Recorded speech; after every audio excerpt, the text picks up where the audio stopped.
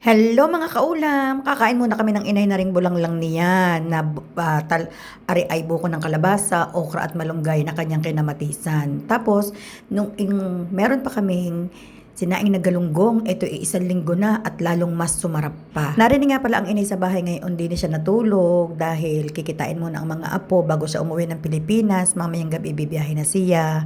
Salamat sa Diyos, salamat sa lahat ng kalakasan, salamat sa lahat ng biyaya, salamat sa lahat. Ay, miss na miss daw niya ang bulanglang. At siguro 2 araw na hindi nakatikim. Kakoy siya. Tama-tama naman kako na bago ko kayo sinundo, ako'y nakabili na ng gulayin. Bago ko sa sinundo, dumaan ako ng palengke. Bumili nga ako nakakita nga ako ng napakagandang buko ng kalabasa, malunggay at saka okra. Sabi ko haluan ng puso ng saging ay tsaka papaya ay huwag na daw at ari daw ay ayos na. Ay pagkasarap naman nga ng luto. At ang nakapagpasarap naman nga ay yung patis ng sinaing na galunggong na kanyang inilagay. Naghahanap ng bitchin at yan sanay na sanay ang kanyang luto may bitchin. Ay hindi naman ako nagbibitchin. Kaya wala akong bitchin din sa bahay. Kakoy hayain nang wala ay masarap din naman kahit wala. Sa mga puntong ayan ay ako'y sobrang pagod na. Dahil umalis ako ng bahay ay alas 9 ng umaga. Yang oras na iyan ay alas 7 na yata ng gabi iyan pa lamang ang una kong kain na matino. Dahil habang on the way ako, nag-tutor muna ako ng umaga, tapos namalengke. Tapos, sinundo ko nga ang inay. On the way ako pagsundo sa inay, kumain lang ako ng 3 maliliit na siopaw. Yung sobrang liliit na 3 dahil yun lang ang nabili kong pagkain. Tapos, on the way pabalik ng bahay, may dinaanan pa kaming padala. Tapos, nag-impake pa.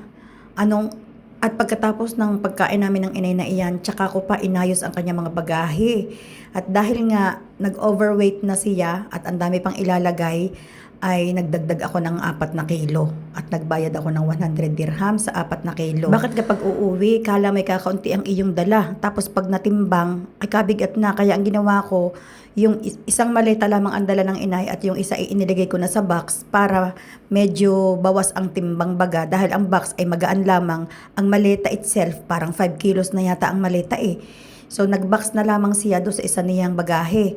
At may kasabay naman ang aking pamangkin na lalaki. So, matutulungan naman ang inay na kuhanin ang box at ang maleta sa conveyor. Pero kung ang inay nag-iisa, hindi naman ko ipapa-box dahil mahihirapan siya. So sabi ko, dahil nga kasabay ang pamangkin ko, ay yain na. Ngayon problema naman. Saan daw niya ilalagay ang kanyang mga tsinelas? Dami ng tsinelas.